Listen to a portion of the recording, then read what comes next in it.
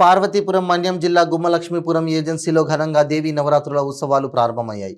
దేవీమాత విగ్రహాన్ని వేపారమ్మ తల్లి గుడి నుండి ముఖద్వారం వరకు అంగరంగ వైభవంగా ఊరేగించి మండపానికి తీసుకెళ్లారు. ఈ సందర్భంగా గ్రామ సర్పంచ్ బుత్తాళ గౌరీశంకర్రావు మాట్లాడుతూ భక్తులందరూ దేవీ నవరాత్రుల ఉత్సవాల్లో పూజలలో అధిక సంఖ్యలో పాల్గొని ఉత్సవాలను జయప్రద. జై భవానీ, జై దుర్గా భవానీ. పార్వతీపురం మన్యం జిల్లా గుమ్మలక్ష్మీపురం మండలం గుమ్మలక్ష్మీపురం గ్రామంలో ఆర్టీసీ కాంప్లెక్స్ ఆవరణలో ఎన్నో సంవత్సరాల నుండి ఇక్కడ దుర్గమ్మ నవరాత్రి ఉత్సవాలు జరుగుతూ ఉన్నాయి.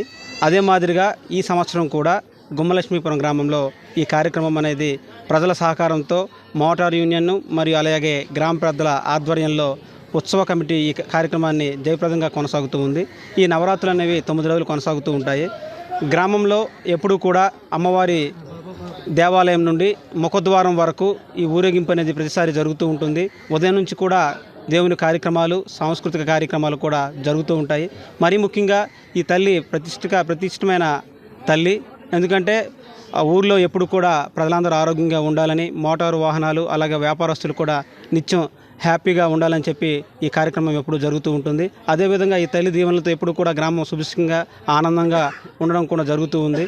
ఈ విషయంలో గ్రామ ప్రజలు, పెద్దలు అందరూ కూడా మహిళలు చక్కగా పాల్గొని ఉదయం పూజలో, సాయంకాలం లలితా పారాయణం, వివిధ రకాల సాంస్కృతిక కార్యక్రమాలు కూడా చేయడం జరుగుతూ ఉంటుంది. ఈ గ్రామంలో ఇటువంటి కార్యక్రమాలు ఎన్నో జరుగుతూ ఉంటాయి. హిందూ సాంప్రదాయం ప్రకారం సంస్కృతి సాంప్రదాయాలు, కులమత భేదాలు ఏదీ లేకుండా కూడా కార్యక్రమాలు అనేవి సక్రమంగా జరుగుతాయి. ఈ సంవత్సరం విషయానికి వచ్చేసరికి ఏమాల ధనుంజయ అలాగే తార్కెస్ కుటుంబ సభ్యులు విగ్రహం మరియు ఈ స్టేజ్ డెకరేషన్ చేయడం జరిగింది. వారికి కూడా ధన్యవాదాలు తెలుపుతూ ఉన్నాము.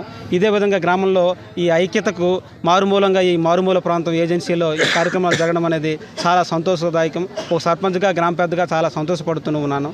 జై భవానీ, జై దుర్గా భవానీ.